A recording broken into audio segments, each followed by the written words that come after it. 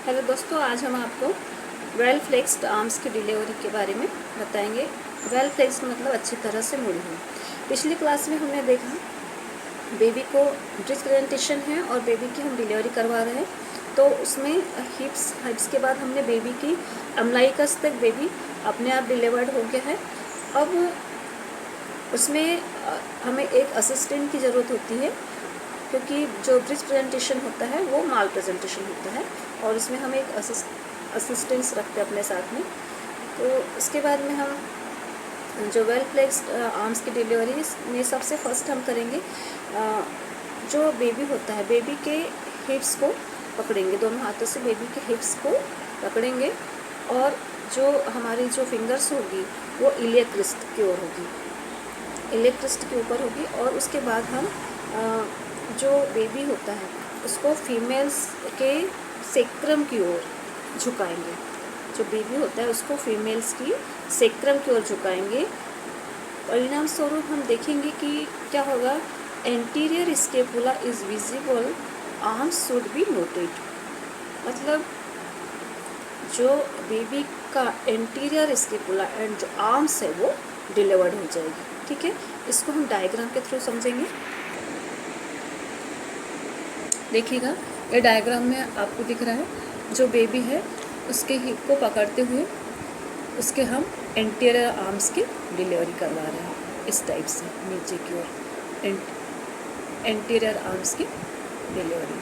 ठीक है, बेबी को सेक्रम की ओर करते हुए झुकाते हुए एंटीरियर आर्म्स की डिलीवरी। डायग्राम में एंटीरियर आर्म्स है, ये वाले एंटीरियर आर्म्स ऊपर वाले ये दिख रहे हैं एंटीरियर आर्म्स। ठीक है,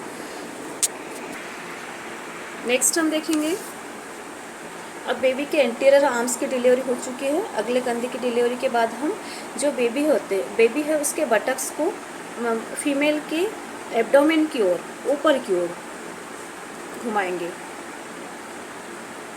उसके बाद जो उसका पिछला शोल्डर होता है मतलब पोस्टीरियर आर्म्स, जो पोस्टीरियर शोल्डर है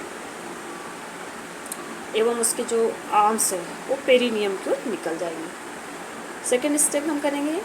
अब एंटीरियर आर्म्स की डिलीवरी हो चुकी है। इसके बाद हम बेबी को दोनों हाथों से बेबी के बटक्स को पकड़ते हुए मदर मतलब जो फीमेल है उसकी एब्डोमेन की ओर बेबी को ऊपर की ओर उठाएंगे, जिससे कि उसके पोस्टीरियर स्केपुला एवं आर्म्स की डिलीवरी हो जाएगी। ठीक है, इसको भी हम डायग्राम के थ्रू देखेंगे। देखिएगा, ये डायग्राम के थ्रू दिख रहा है जो बेबी है उसको हमने बेबी के लेग्स को हिप्स को पकड़ते हुए बेबी को मदर के एब्डोमेन की ओर ऊपर की ओर उठा रहे, ऐसे ऊपर टर्न कर रहे बेबी को मदर के जो फीमेल है उसके एब्डोमेन की ओर, जिससे कि इसके पोस्टीरियर आर्म ये जो पोस्टीरियर आर्म इसकी डिलीवरी हो जाएगी। ठीक है, ये देखिए।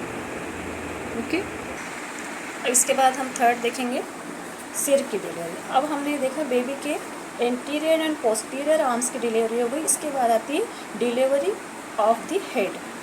अब हेड की डिलीवरी करने के लिए जो ब्रिज प्रेजेंटेशन के दौरान जो सिर की डिलीवरी जो प्रोसेस होती है, डिलीवरी की जो प्रोसेस होती है वो सबसे क्यूरिशियल अवस्था होती है। सिर की जो डिलीवरी निम्न में से किसी भी विधि के द्वारा हम कर सकते हैं। जैसे फर्स्ट है इसमें बर्न्स मार्शल मेथड, सेकंड है forceps delivery.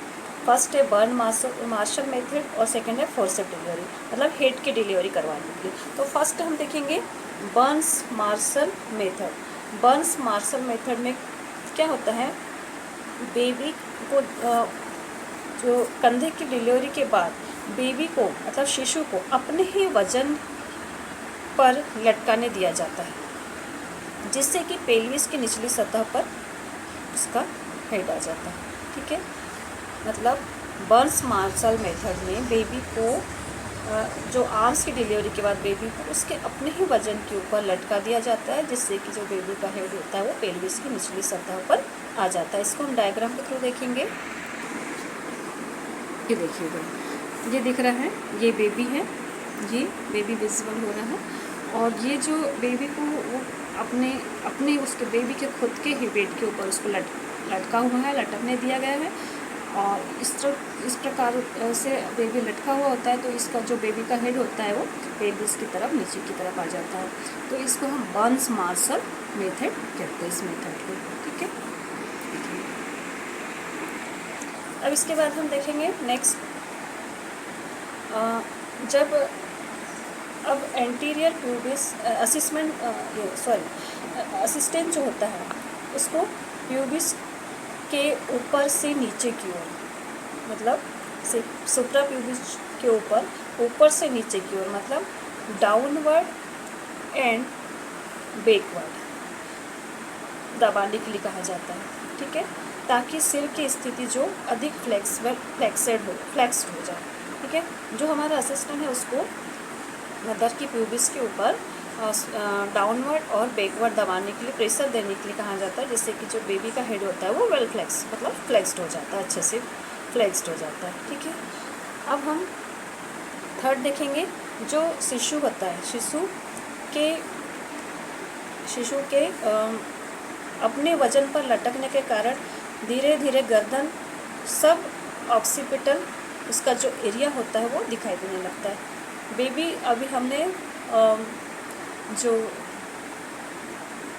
Burns Marshall method के द्वारा जो बेबी को लटका दिया था अपने वजन पे, उसकी वजह से क्या होता है, जो बेबी का गर्दन वाला भाग, जो सब ऑक्सीपिटल वाला जो एरिया होता है वो दिखाई देने लगता है। ठीक है, अब नेक्स्ट देखेंगे हम, जब शिशु को पैरों से पकड़कर नीचे की ओर खिंचाव बनाए रखा जाता है, बेबी लटक रहा है और उसका सब ऑक्सीपिटल एरिया दिखाई देने लगा है, उस कंडीशन में भी हम क्या करते हैं, बेबी को अपने ही बेबी के जो पैर होते हैं उसको खिंचाव बनाकर नीचे की ओर पकड़ के रखा जाता है।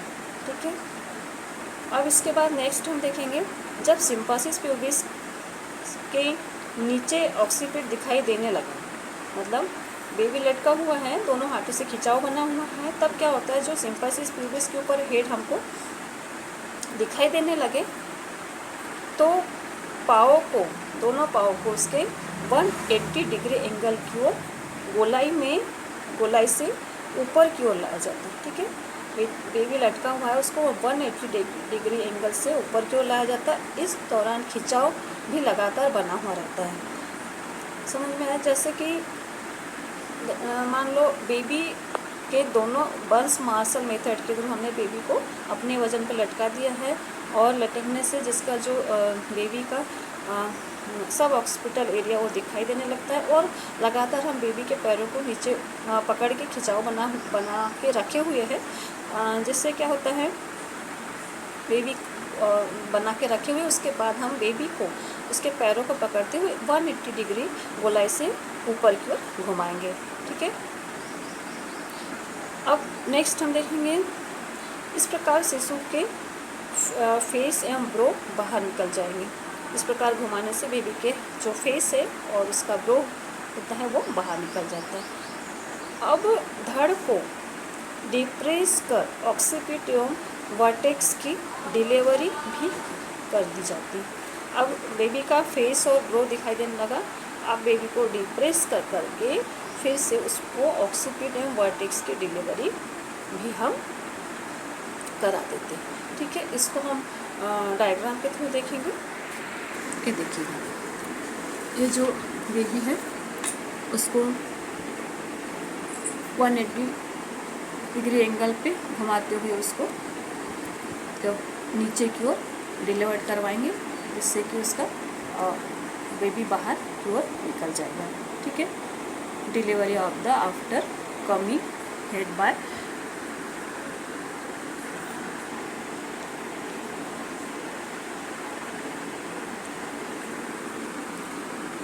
Molar flexion and shoulder traction. ठीक है, तो हमने देखा Burns Marshall method. Burns Marshall जो मेथड होता है उसमें बेबी को उसके थ्रू बेबी को डिलीवर करवाया। अब सेकंड हम देखेंगे फॉर्सिप डिलीवरी। फॉर्सिप डिलीवरी में क्या होता है, जब ब्रेस्ट प्रेजेंटेशन के दौरान इस प्रकार की डिलीवरी के लिए फॉर्सेप्स की आवश्यकता होती है। और जब बेबी को बर्थ मास मेथड के थ्रू जब कंधे की डिलीवरी करवाते हैं तो बेबी को 1 या 2 मिनट के लिए 1 से 2 मिनट के लिए उसको अपने ही वज़न पे लटका दिया जाता है। और तथा जब वो प्यूबिस के ऊपर से हम प्रेशर अप्लाई करते हैं तो ये क्या होता है, बेबी का जो ऑक्सीपिट होता है वो पेल्विक पर नहीं आता। तो इस कंडीशन में हम फॉर्सेप्स डिलीवरी करवाते हैं। जब ऑक्सीपिट सिम्फाइसिस प्यूबिस के पीछे स्थित होता है उसके बाद ही हम फॉर्सेप्स अप्लाई करेंगे। इस प्रोसेस के लिए विशेष प्रकार के डिज़ाइन किए हुए पाइपर्स फॉर्सेप्स का उपयोग हम करेंगे।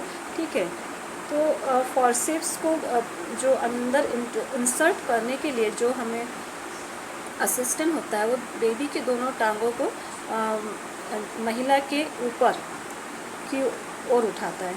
मतलब जो असिस्टेंट होता है हमारे साथ में जो डिलीवरी करवाने लग रहा है वो शिशु की दोनों टांगों को महिला के पेट की ओर ऊपर की ओर उठाता है। और इस समय क्या होता है, जो ऑपरेटर जैसे कि हम डिलीवरी करवा रहे हैं तो नीचे से सिर को दोनों ओर एक एक ब्लेड, मतलब जो फॉर्सेप्स की ब्लेड होती है उसको दोनों ओर से एक एक ब्लेड को अंदर की ओर इंसर्ट करेंगे। ठीक है, और इसके बाद नीचे की ओर खिंचाव उत्पन्न कर सिर की डिलीवरी को हम करवाएंगे। ठीक है, तो इसको हम डायग्राम के थ्रू दिखाएंगे आपको। ये देखिए, ये दिख रहा है, इसमें ये बेबी है, ये जो हेल्पर है उसने बेबी के दोनों लेग को पकड़ा हुआ है और बेबी के लेग को ऐसे मदर के एब्डोमेन की ओर ऊपर उठा रहा है। ठीक है, और जो डिलीवरी करवा रहे हैं, जैसे कि मान लो हम डिलीवरी करवा रहे हैं, जो भी ऑपरेटर डिलीवरी करवा रहे हैं वो फॉर्सेप्स के दोनों ब्लेड को अंदर की ओर इंसर्ट करके हेड को इस टाइप से ये बाहर निकाल दें। ठीक है, अब हम नेक्स्ट देखेंगे ब्रिज एक्सटेंशन। ब्रिज एक्सटेंशन मतलब नितंब को खींचना। इस प्रक्रिया के अंतर्गत जो ऑपरेटर होता है वो फीटस को, ठीक है, हाँ ठीक है, अब हम आगे देखेंगे जो नितंब यानी ब्रिज एक्सटेंशन है। इसमें बेबी के पैरों को पकड़कर उसे वेजाइना से होते हुए बाहर, मतलब यूट्राइन कैविटी से बाहर निकालेंगे, जिसने इस प्रोसेस के समय हम जनरल एनेस्थीसिया देने के बाद ही इस प्रकार की प्रोसेस को करेंगे। क्योंकि ब्रिज प्रेजेंटेशन में क्या होता है, जो बेबी होता है, बेबी को भी और जो बर्थ कैनाल होती है मदर की, दोनों को ही इंजरी होने का खतरा रहता है। इसलिए हम इस प्रकार की प्रोसेस को बिना एनेस्थीसिया की नहीं करेंगे और इस प्रकार से हम उसको जो बटक्स होते हैं, नितंब होते हैं बेबी के, उसको बाहर निकालेंगे। ठीक है, नेक्स्ट हम देखेंगे जो ये है प्रसव की थर्ड स्टेज। ठीक है, इसमें जो सामान्य जो बेबी होती है, सामान्यतः जो बेबी की डिलीवरी के बाद जो प्लेसेंटा निष्कासन का जो टाइमिंग होता है, मतलब जो प्लेसेंटा बाहर आउट होता है, इसको हम थर्ड स्टेज कहते हैं। बेबी के आउट होने के बाद से प्लेसेंटा आउट होने तक के जो समय होता है उसको हम थर्ड स्टेज मानते हैं। बेबी का जो डिलीवरी का थर्ड स्टेज होता है ये मानते हैं इसको। तो इसमें ज़्यादा दिक्कत नहीं होती, जो प्लेसेंटा होता है वो आसानी से बाहर आ जाता है। इसके बाद सेकंड, जब प्लेसेंटा बाहर आउट हो जाता है उसके बाद हम बेबी की वेलबींग को नोट करेंगे और उसके जो नवजात शिशु होता है जो, उसमें अगर मान लो एस्फिक्सिया या श्वास लेने में दिक्कत हो रही है, एस्फिक्सिया से ग्रसित अगर दिख रहा है बेबी, तो उसको हम रिसरेस्टिकेशन करेंगे। ठीक है, अब थर्ड हम देखेंगे ये जो मदर होती है, मदर के वाइटल साइंस तथा जनरल हेल्थ स्टेटस को हम असेस करेंगे। उसके बाद जो बेबी होता है, नवजात शिशु जो होता है, उसका भी रूटीन देखभाल हम करेंगे। ठीक है, अब नेक्स्ट देखेंगे हम management of bridge with extended legs. अभी हमने देखा वेल फ्लेक्स्ड आर्म्स की डिलीवरी। अब हम देख रहे हैं management of bridge with extended leg, मतलब एक्सटेंडेड लेग मतलब हमने पिछली क्लास में पढ़ा है एक्सटेंडेड लेग ब्रिज प्रेजेंटेशन में एक्सटेंडेड लेग है, मतलब ये फ्रैंक ब्रिज प्रेजेंटेशन है, ठीक है। फ्रैंक ब्रिज प्रेजेंटेशन में क्या होता है, दोनों पैर ऊपर की ओर एक्सटेंड होते हैं, तने हुए होते हैं, और इसमें इस प्रेजेंटेशन में जो बेबी के बटक्स और जेनिटल ऑर्गन्स जो होते हैं वो प्रेजेंटिंग पार्ट होते हैं, ठीक है। अब इसमें जो एक्सटेंडेड लेग है, तो वेजाइनल एग्जामिनेशन के दौरान हम देखते हैं कि 5 सेंटीमीटर तक डायलेटेशन हो चुका है। होने के बाद भी क्या होता है, हमें बेबी के फुट यानी कि नीचे के पंजे महसूस नहीं होते। तो इसे हम फ्रैंक प्रेजेंटेशन, इसका मतलब होता है कि ये फ्रैंक प्रेजेंटेशन को इंगित करता है, मतलब इतना 5 सेंटीमीटर डायलेटेशन हो गया है बेबी और उसके बाद भी उसके फुट महसूस नहीं हो रहे, मतलब कि ये फ्रैंक प्रेजेंटेशन है। तो इसके बाद हम देखेंगे कि इस प्रकार के जो केसेस होते हैं इसमें जो बटक्स और उसके जेनिटल ऑर्गन्स ही हमें प्रेजेंटिंग पार्ट होते हैं, ठीक है। तो अब इसमें हम जो इसका मैनेजमेंट करेंगे, इसके लिए क्या करेंगे, जब जो गर्भस्थ शिशु के घुटने के जो पीछे के जो गड्ढे होते हैं, जिसे पॉप्लिटियल